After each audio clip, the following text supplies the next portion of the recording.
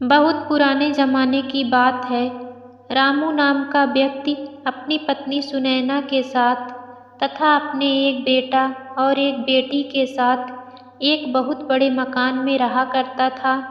श्री गणेश भगवान जी का मतलब विघ्नहर्ता जी का बहुत बड़ा भक्त था और अपने घर में हमेशा गणेश भगवान जी की पूजा किया करता था तथा उसके लिए भोग लगाया करता था। गणेश भगवान की पूजा करने के साथ साथ अपने परिवार, अपने रिश्तेदार के सांसद, अपने आस पड़ोसियों के साथ अच्छा सलूक किया करता था, जिस कारण से उसकी तरक्की बहुत ज़्यादा होने लगी थी, क्योंकि वह किसी भी परिस्थिति में भगवान गणेश की पूजा किए बगैर खाना भी नहीं खाता था। ऐसे में भगवान गणेश खुश होकर उसे बहुत ज़्यादा ज्ञान दिया करते थे। रामू जिसकी बिजनेस में अपना हाथ लगाता था उसमें बहुत ज़्यादा तरक्की मिलते थे। उसकी एक बेटी और एक बेटा था। रामू के बेटी की शादी की उम्र हो गई थी।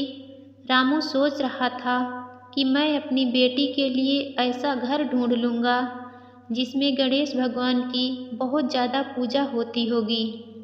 किस्मत से ढूंढने के बाद रामू को ऐसा घर मिल जाता है और वह अपनी बेटी की शादी उसी घर में कर देता है। जैसे ही रामू की बेटी पूजा उस घर में पहुंचती है, उसी घर में भी बहुत ज़्यादा तरक्की होने लगती है। यह देखकर उसके पड़ोसियों ने राजा को जाकर कहते हैं कि हमारे पड़ोस में एक लड़की की शादी होकर आई है।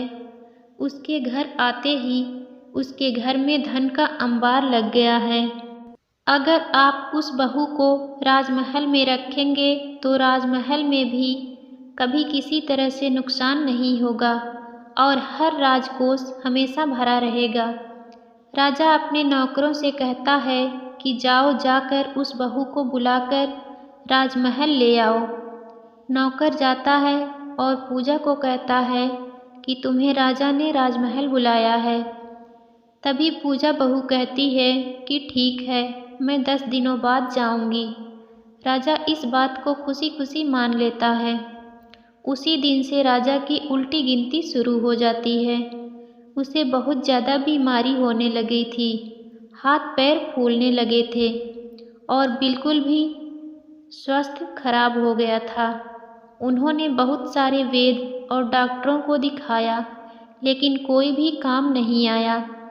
फिर वह पंडित को बुलाया और कहा कि जरा मुझे देखकर बताइए कि क्या कारण हो सकता है। तभी पंडित जी कहते हैं कि आपने किसी स्त्री की मान सम्मान को ठेस पहुंचाया है। उसे गलत नियत से आपने देखा है, इसी कारण आपको गणेश भगवान जी दंडित कर रहे हैं।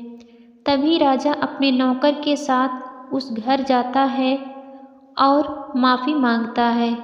साथ ही साथ अपने नौकरों को भी सॉरी कहने के लिए बोलता है।